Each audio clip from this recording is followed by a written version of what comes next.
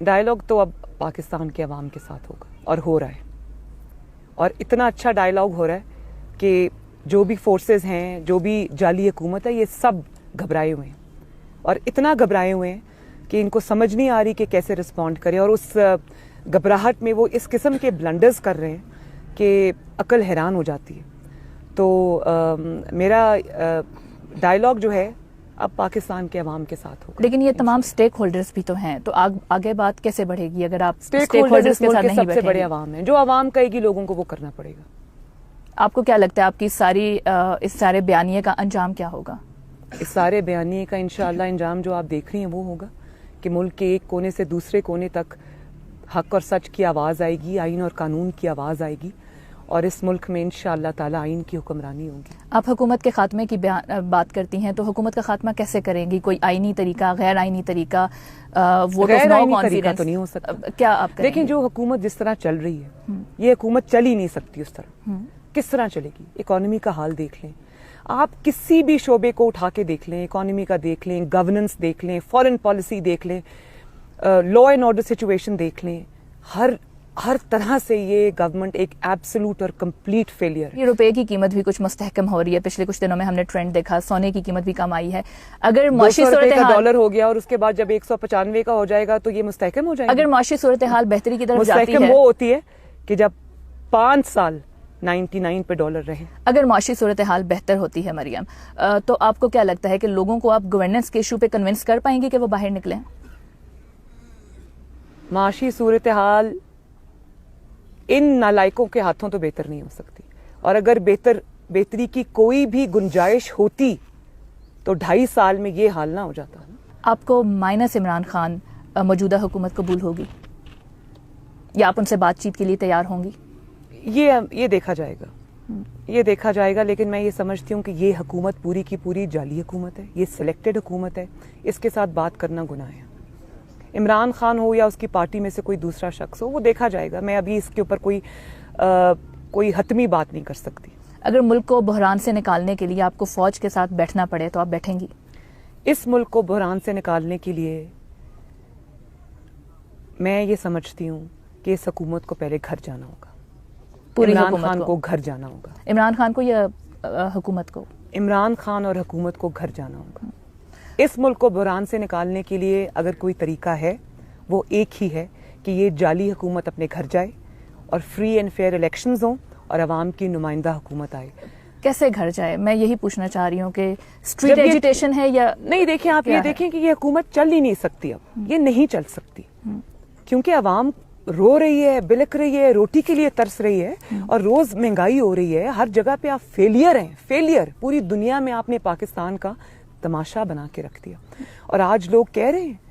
تو یہ پریشر کیوں آ رہا ہے؟ یہ پریشر اس لیے آ رہا ہے کہ یہ عوام کا پریشر آ رہا ہے اور اس کو سلیکٹرز کو رسپونڈ کرنا پڑ رہا ہے. لیکن لائن آف ایکشن کیا ہوگا؟ لائن آف ایکشن تو دیکھا جائے گا. ابھی پی ڈی ایم پہ بیٹھ کے ہم بات کریں گے.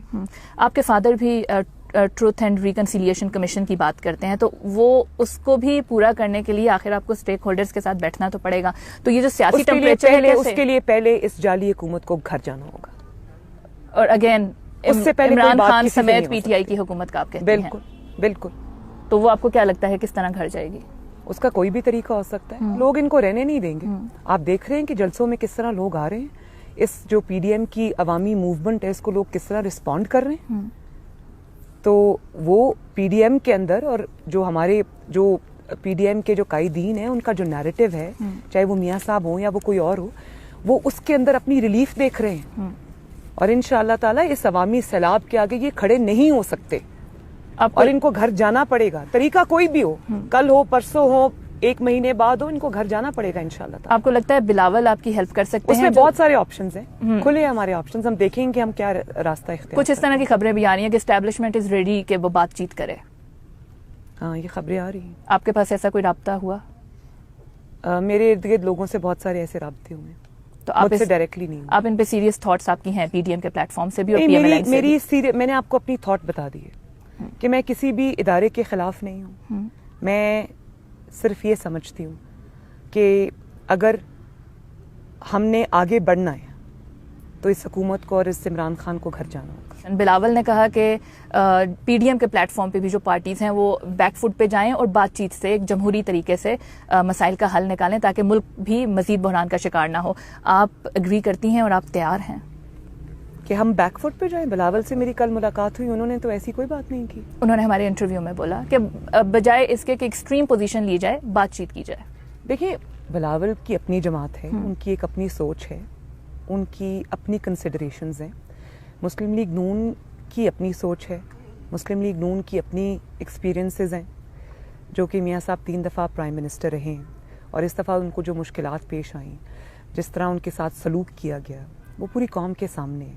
تو میاں صاحب نے تو حقیقت بیان کی ہے. میاں صاحب نے کوئی الف لیلا کی کہانی نہیں سنائی, اور میاں صاحب نے بات بعد میں کی ہے. 3 سال میں ثبوت خود عوام کے سامنے آئے ہیں, جس میں شوکت عزیز صدیقی صاحب کا ایک بہت بڑا ریولیشن تھا, جو کہ بہت حیران کن بھی تھا. انہوں نے جج ہوتے ہوئے, ایک سٹنگ جج نے اسلام آباد ہائی کورٹ کے پوری دنیا کو بتایا کہ کس طرح ان کو یہ کہا گیا کہ نواز شریف اور مریم نواز کو بیل نہیں دینی.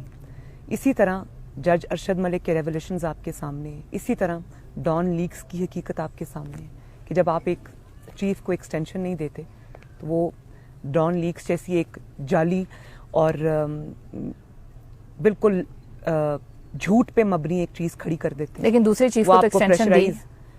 بالکل آپ کی بات ٹھیک ہے, اس پہ میں کوئی کامنٹ اس لیے نہیں کرنا چاہتی کہ یہ ہوا ہے, یہ بالکل ہوا ہے. میں اس کو انڈورس کروں یا نہ کروں, اب وہ بات پیچھے رہ گئی.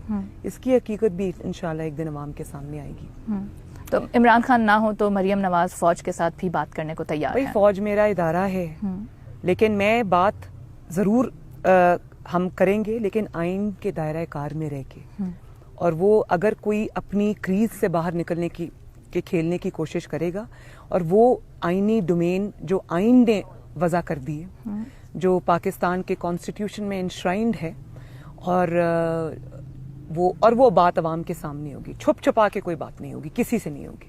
کچھ نیشنل پالیٹکس کی جانب آتے ہیں. مریم یہ بتائیں, آپ لوگ یہ بھی کہتے ہیں کہ آپ کی جو سیاست ہے وہ ایک بند گلی کی طرف جا رہی ہے, آپ کو ایسا لگتا ہے؟ آپ نے دیکھا ہے عوام کا رسپانس. میرا خیال ہے بند گلی کی طرف وہ لوگ جا رہے ہیں جنہوں نے ایک آرٹیفیشل چیز کریٹ کرنے کی ضرورت محسوس ہوئی. جن کو ہمارا بیانیہ تو چاہے وہ گجرانوالہ ہو, کراچی ہو, کوئٹہ ہو, گلگت بلتستان ہو, ہر جگہ ایک ہی بیانیہ گونج رہا ہے, اور ہے ووٹ کو عزت دو. اور وہ ہے کہ اس ملک کو کون چلائے گا, اور وہ یہ ہے کہ اسٹیٹ کے اوپر ایک اسٹیٹ مت بناؤ.